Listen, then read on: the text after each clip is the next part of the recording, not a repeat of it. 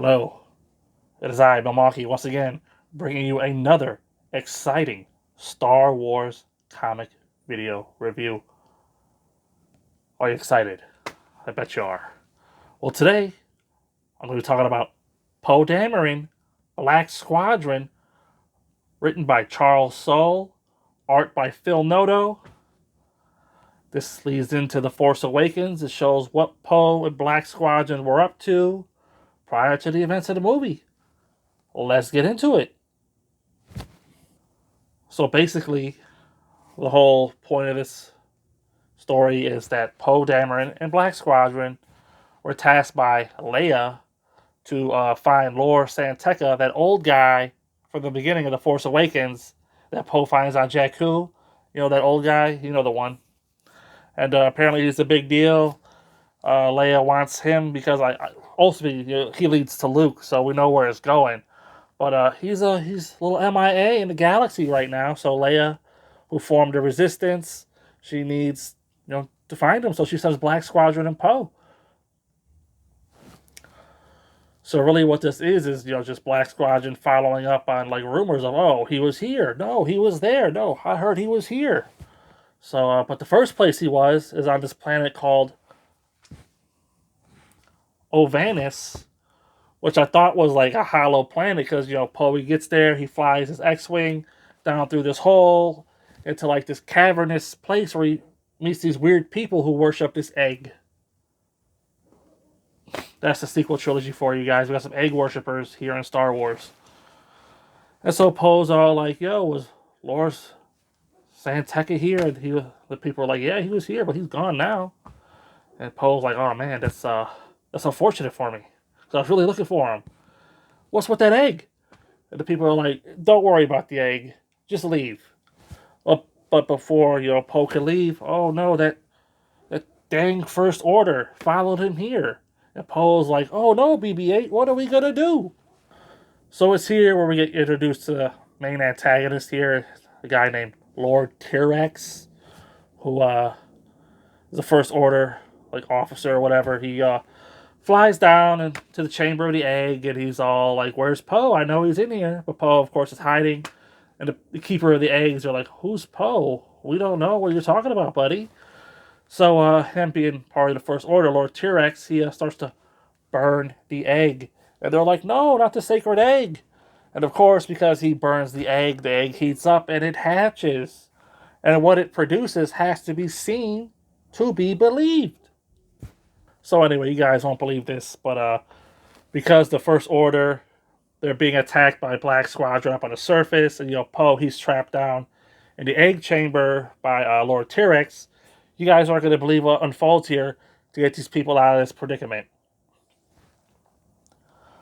The egg hatches, and it's like this big creature is birthed, right? Some kaiju type thing, I don't really know. And this other kaiju swoops in out of nowhere, and they start battling, right? And I don't know, man. This is Star Wars these days, and big kaiju battle. The First Order's defeated, and Poe and Black Squadron, they leave. Wow, what a story! Charles Soule, great stuff. But that's only the first story arc in this trade paperback because we get more. So we get back to Dakar Base, the home of the Resistance. And, Poe and Black Squadron, they're getting some much needed R&R after a hard fought victory. Our boy Temin Snap Wexley, he's hooking up with one of the pilots over here, gives us some action. You'll love to see it. And we just sort of get introduced to everybody. Like it's nothing special. I mean, Black Squadron. I mean, anyway.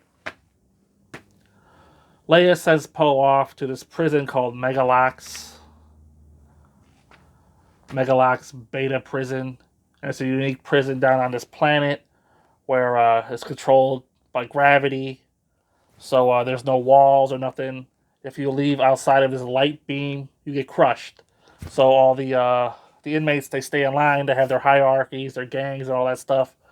And it's up for Poe and Black Squadron to go infiltrate this prison so they could get information on Lord Santeca's whereabouts from none other than Gracchus the Hutt. I guess this Lord Santeca, he gets around. But wouldn't you know it, Lord T-Rex from the previous story, with the egg, he just so happens to beat Poe to, Gracchus the Hutt. And Gracchus the Hutt says, this information, I'm only going to give it to one of you. Whichever one of you, the First Order or the Resistance, who breaks me out of this prison, I'll give you the information you seek. And so here we go.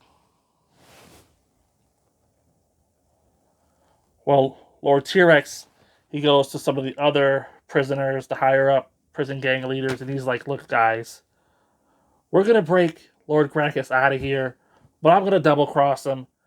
Help me kill him and get this info. Whereas, Poe, he's shitting a brick because he's a good guy. He's like, oh, no, I don't know. If we could get this guy, out of the prison, the New Republic, the Resistance, blah, blah, blah. But it doesn't matter because guess what? Prison riot. That's right. Here comes Lord T-Rex and all the gangsters. They're shooting on the Hutt compound. Prison riot. Oh, no. Anyway, while all this is going on, Poe, he sends up, the droids that were still in the starfighters, the Astromechs and BB-8. He messages them, and they get out of the ships, and they go shut off the gravity to the prison. Except for, Black Squadron, they got the special anti-grav belts or whatever. And so the droids, they succeed, and they shut down the gravity. And right at the height of the riot, everybody gets crushed down to the ground because of the 10 times the gravity. Except for, again, Black Squadron, and they give Gracchus the Hutt a special belt, and they of course, escape with him. Well, Lord T-Rex, he has his ship in orbit with a cloaking device. A special ship called the Crimson Spire or whatever. I got it written down here. What's it called? Carry-on Spike. My bad. And so he escapes, and all the prisoners, they're just left to die. And so he's chasing, Black Squadron, and this ship battle ensues, and Black Squadron, they put a whooping on the Carrion Spike, causing Lord T-Rex to flee the scene. And of course he has to answer to Captain Phasma of the First Order, and he's not too happy about that. So he decides he's going to defect the First Order, because he's Lord T-Rex and no one tells him what to do. So Poe gets back to the car, and he gives Leia the info.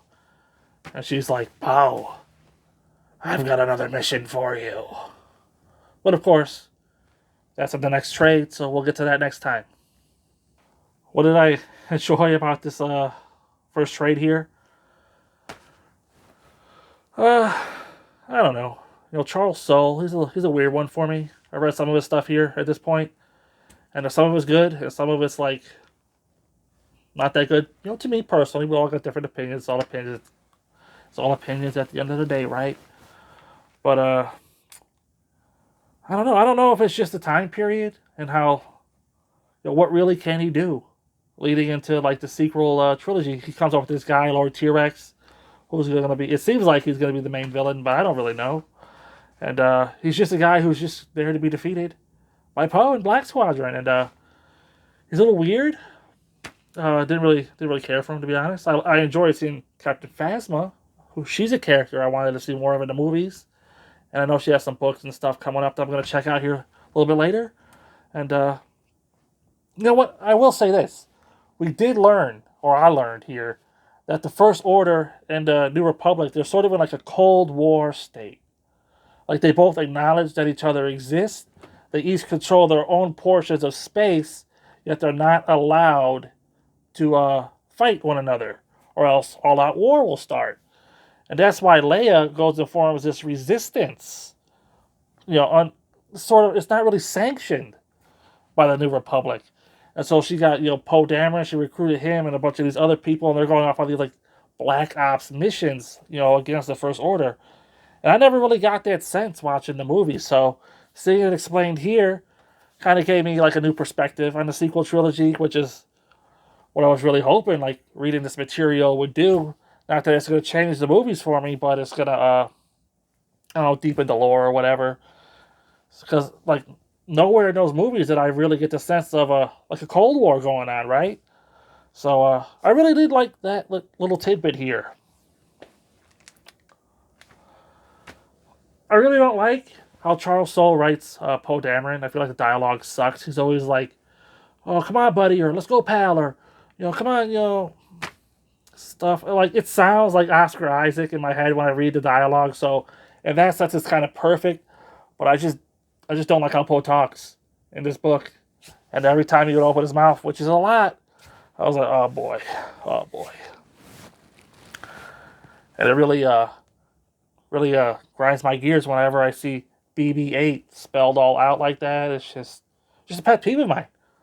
Uh, but yeah, so anyway, I felt the hollow egg story, the egg with the kaiju's. I was like, what even is this? But it led to the superior prison plot.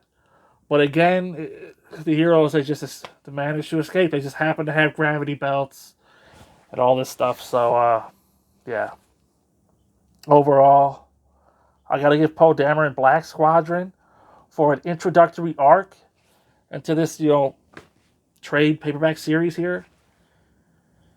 It's gonna be a 3 out of 5.